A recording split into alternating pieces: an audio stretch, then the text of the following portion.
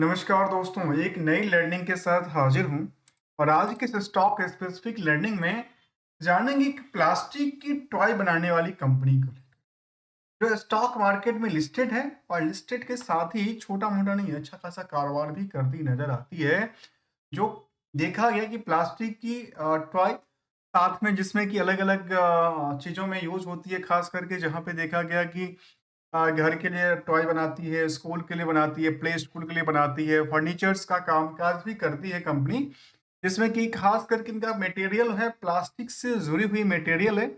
इसमें कहते हैं कि स्कूल्स फर्नीचर्स में अलग अलग मॉडल वुडन सीरीज भी बनाती है। इसके अलावा किड्स डेस्क सीरीज की बात किया जाए या किड्स के लिए अलग अलग चेयर की बात किया जाए, प्लास्टिक सीरीज की बात किया जाए, न्यू अराइवल में फर्नीचर एंड टॉय का अच्छा खासा कारोबार करती है। ऑटो कार्टून भी बनाती है जो कि बैटरी और इससे चलने वाली चीजें होती है। क्यों नहीं, आज के इस लर्निंग में हम लोग इस कंपनी के बारे में थोड़ा स्टॉक मार्केट के रिएक्शन को समझेंगे, जिसका नाम है ओके प्ले इंडिया लिमिटेड।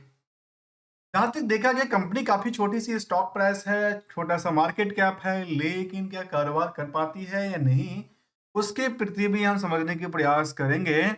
लेकिन एक बात पे गौर करने वाली बात यह है कि इंडस्ट्रियल की बाकी कंपनियां जो कि प्लास्टिक से मटेरियल से डील करती है, वहां पे एवरेज 30x का भीड़ है किसको लेकर के, निवेशकों का इंटरेस्ट को लेकर के। और यहाँ पे इस कंपनी में अर्निंग पर शेयर के बेसिस पे 884x का भीड़ की बात करती है।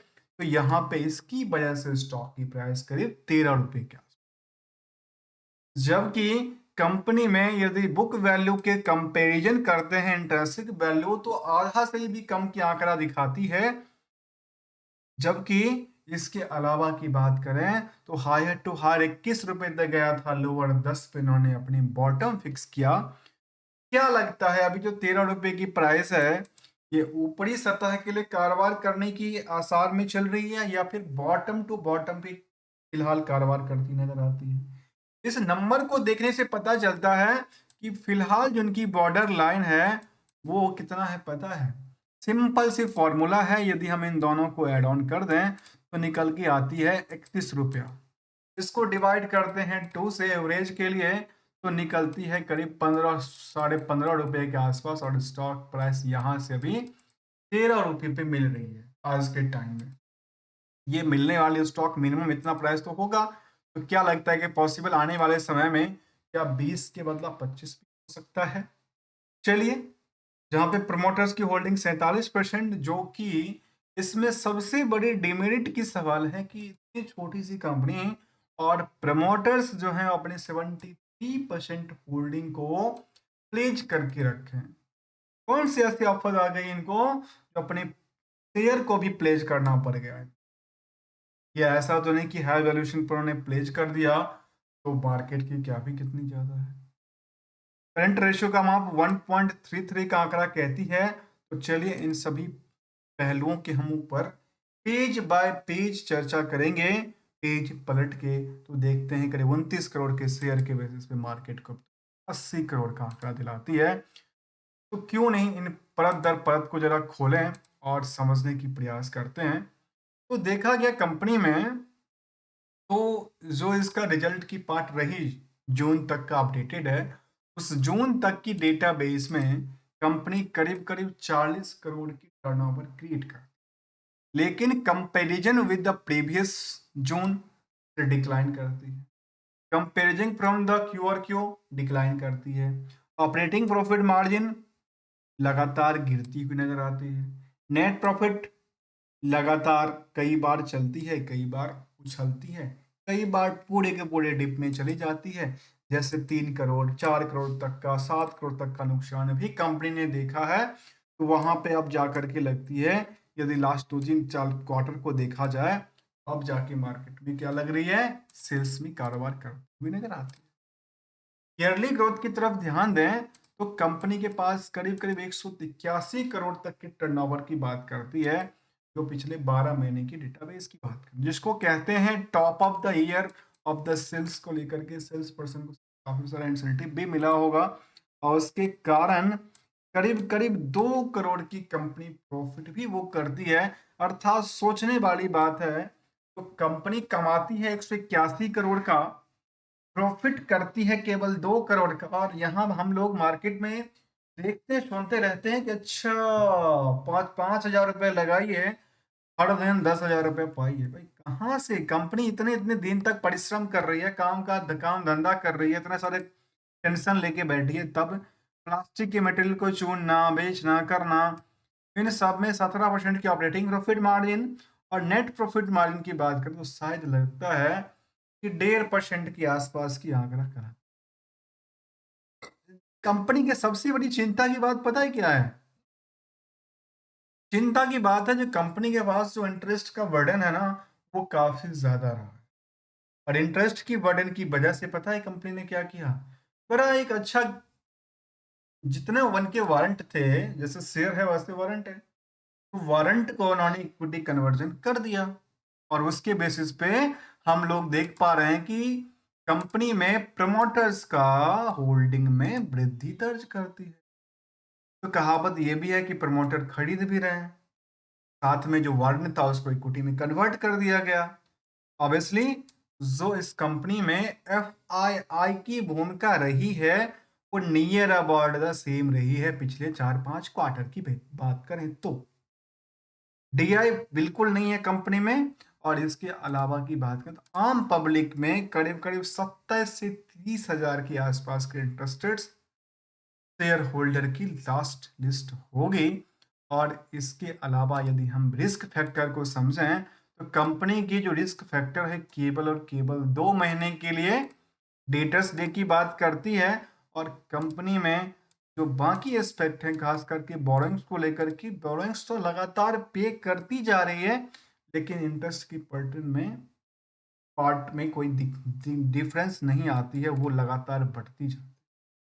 इसके अलावा देखा गया तो कंपनी में अदर एसेट्स की फिगर में जो ट्रेड रिसीवेबल की पार्ट थी वो करीब 26 करोड़ की आंकड़ा को दिखाता है। तो यहाँ पे 3 नंबर को हमेशा देखना जरूरी है। और यहाँ से एक कंक्लूजन आता है कि मार्केट में कितने दिन में कितना पैसा बनता है। और हम लोग कहते हैं स्टॉक मार्केट में देखने को आती है कि 5 दिन में लोग करोड़पति बन जाते हैं, लाखपति बन जाते हैं। कैसे बन जाते हैं पता नहीं भाई, क्योंकि यहाँ पे देखिए कंपनी इतनी सारी मशक्कत करने के बाद 181 करोड़ में कितने करोड़ के, लगता है कितने करोड़ का टर्न उसका उधार पड़ा था? करीब करीब 26 करोड़ का। कितने का? 181 करोड़ की टर्नओवर में 26 करोड़ का उधार था। और प्रॉफिट हाथ में कितना आ रहा है? केवल 2 करोड़ की प्रॉफिट बुक कर रही है। सबसे बड़ा डैमेज कौन करता है? इंटरेस्ट की पार्ट को इनको डैमेज करता है। और यही फिगर से कह सकते हैं करीब करीब कितनी परसेंट की, करीब करीब कह सकते हैं कि 14-15% के आसपास की उधार भी पड़ा हो। इसके अलावा की बात करें तो लास्ट कुछ सालों के डेटाबेस को चेक करें, जिसको परफॉर्मेंस लेवल कहते हैं, वहां पे देखा गया कि पिछले 1 साल में तो डिक्लाइन करती है। चाहे प्रॉफिटेबिलिटी की बात करें, सेल्स की बात करें, स्टॉक प्राइस सीजीआर की बात करें, उससे पहले बेटर कर रही थी। लेकिन इन सब के पीछे स्टॉक की परफॉर्मेंस उतनी तगड़ी नहीं हुई जितना कि फंडामेंटली में जैसे कहते हैं, जिस हिसाब से फंडामेंटली था उसी के अकॉर्डिंगली इनकी वही ट्रेंडिंग वे से स्टॉक की परफॉर्मेंस भी देखने को मिला है, जो कि लगातार एक ही प्राइस रेंज के आसपास लगातार ट्रेड करती हुई नजर आती है। मैं कोई भी टेक्निकल एनालिसिस की बात नहीं करता हूँ, केवल इन ट्रेंड की बात करता हूँ कि मार्केट में इंटरेस्ट की पार्ट क्या कहती है। उनकी बात को देखिए, मार्केट में कितने वॉल्यूम आ रहे हैं और वॉल्यूम के साथ कितने प्लेयर आ रहे हैं इसको क्या करने के लिए, इन्वेस्ट करने और खरीदने और बेचने। इन सब के पीछे दोस्तों एक गोल्डन रूल भी समझेंगे तो पेयर्स में देखा गया कि पेयर्स में सुप्रीम इंडस्ट्रीज, एस्ट्रल्स और फिनोलेक्स जैसी कंपनी भी शामिल है। और इन सभी कंपनियों में यदि सबसे ज्यादा किसी कंपनी में भीड़ है, उसका नाम है ओके प्ले इंडिया लिमिटेड में काफी ज्यादा इंटरेस्ट है, क्योंकि स्टॉक की प्राइस काफी छोटा सा है। क्या है? काफी छोटा सा है। अब आते हैं अगले पड़ाव की तरफ, जहां कंक्लूजन कहता है कि डेट्स फ्री कंपनी के तौर पे है बाकी सारे एक्सपेक्टेशनों के साथ।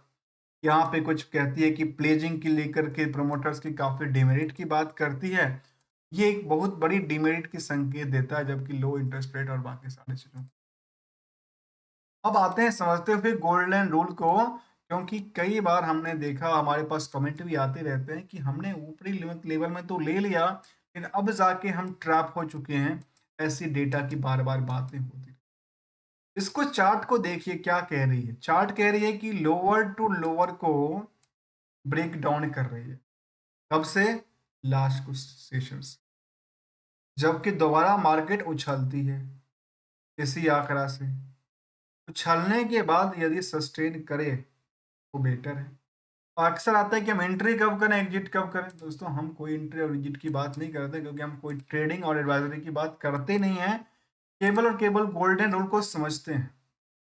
यदि मार्केट में हमने यहाँ एंट्री किया या यहाँ एंट्री किया, जहां भी किया वो हमारे लिए न्यूट्रल पॉइंट रही। स्टॉक मार्केट है, रिस्क रहेगी, तो रिस्क के लिए जब भी देखेगी तो बॉटम के लिए रिस्क देखना जरूरी है। और रिस्क आपकी किसके ऊपर डिपेंड करता है? आपकी फाइनेंशियल सिचुएशन के ऊपर डिपेंड करती है कि हम अपनी इन्वेस्टमेंट को बचाने के लिए कितनी परसेंट की रिस्क ले सकते हैं। बनाने को लेकर के 20%, 30%, 40%।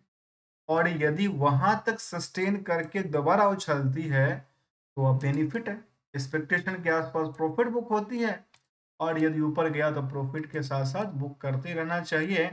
और एक प्रिंसिपल के साथ डिसिप्लिन मेंटेन करते रहें तो शायद टर्म और इसके बेसिस पे अच्छी खासी रूलेबल से पैसा वापस भी घर आ जाती है। भले आपने कहीं भी लिया, या तो आपकी रिस्क मिनिमाइज हो जाएगी या अपने पैसे को वापस भी ले लेते हैं। यही इनका गोल्डन रूल कहता है। मिलेंगे कुछ नई स्टडी के साथ। और यहाँ पे देखा गया कंपनी काफी अच्छी खासी ग्रोथ के साथ, यदि हम पिछले 5-7 सालों का डेटाबेस को देखें, पिछले एक साल से थोड़ा सा डिक्लाइनिंग चल रहा है। लास्ट 2 साल में 300% से ज्यादा, पिछले 3 साल में 300%। अब मान लेते हैं एफडी में कितना परसेंट मिलता है? 8 से 10%। यहाँ मिलता है पिछले 2 साल में 200-300% के आसपास। कहाँ रिस्क के बेसिस पे मार्केट तो उछाल देती देती है ना। मिलेंगे कुछ नई स्टडी के साथ, तब तक के लिए and thank you so much for joining here.